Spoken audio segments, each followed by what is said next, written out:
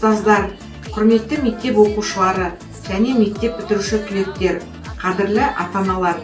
Биылғы 2020-21 оқу жылы бәрімізге де оңай болған жоқ. Соған қарамастан бәріміз оқуымызды онлайн форматында жалғастырып, білім алдық. Бір саты жоғарылап, аман-есен оқу жылымызды аяқтап жатырмыз. Құрметті мектеп бітіруші 9-11 сынып түлектері, сіз үшін осынау күн айшықты да айдынды, мерекелі де мерейлі, табысты да толғамды күнге айналып отыр.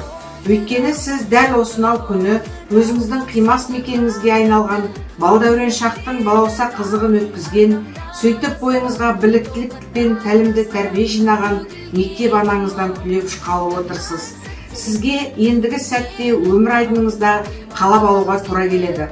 Осынау кезеңдерде өмір кемеңіздің желкенін еш уақытта түсірмеу үшін сіздің бойыңыздан білім мен білік, батылдылық пен табылатынына сенгіміз келеді.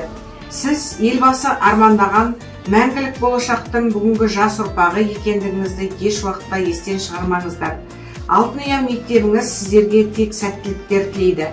Сіздерге біліктілік пен тәлімді тәрбие берген ұстаздар қауымына тек жетістіктер мен шығармашылық табыс тілеймін.